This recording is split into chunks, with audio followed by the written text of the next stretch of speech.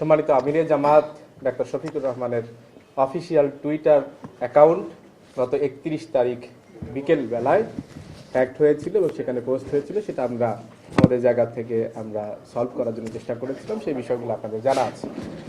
তা আমরা এটাও বলেছিলাম যে আমাদের অফিসিয়াল মেইল অ্যাড্রেস এর মাধ্যমে ম্যালওয়্যার এসেছিল bangabhavan.gov.bd এটার একটা মেইল অ্যাড্রেস থেকে assistantprogrammer@bangabhavan.gov.bd সেখান থেকে, এবং সেটা থেকে আসার পরে শুধুমাত্র আমাদের এই অফিসিয়াল কেন্দ্রীয় যে অফিসিয়াল মেইলটা আছে শুধুমাত্র সেখানেই আসেনি, এর সাথে সাথে সিসিতে আরও বেশ কয়েকটি আইডি দেওয়া ছিল এবং এর সাথে সাথে সেপারেটলি ঢাকা মহানগরীর দক্ষিণের মেইলেও সেখানে এসেছিল। সো আমরা আরও জানতে পেরেছি আরও বেশ কিছু জায়গায় এই মেইলটা এসছে এবং বিভিন্ন ডিভাইসের কন্ট্রোল তার নেওয়ার জন্য চেষ্টা করেছে।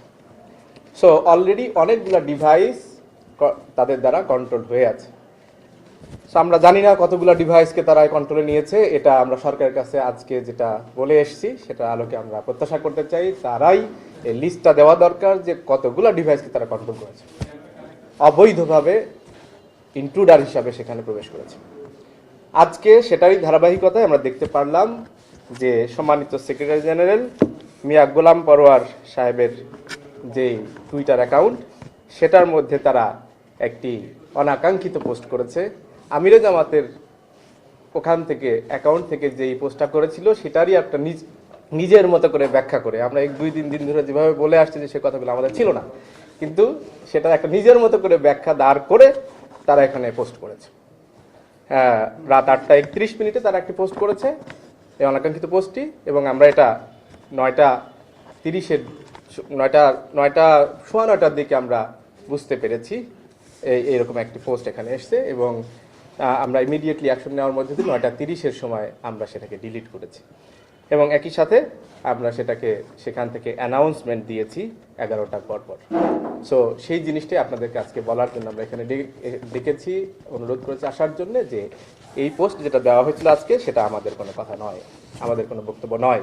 এটা হচ্ছে হ্যাকাররা আমাদের এই আগের দিনের মতোই একইভাবে এখানে তাদের নিজেদের কথা এখানে পেশ করেছে, এটা একটা সম্পূর্ণ অবৈধ কাজ করেছে, সেইটা বলার জন্য আপনাদের এখানে ডেকেছি।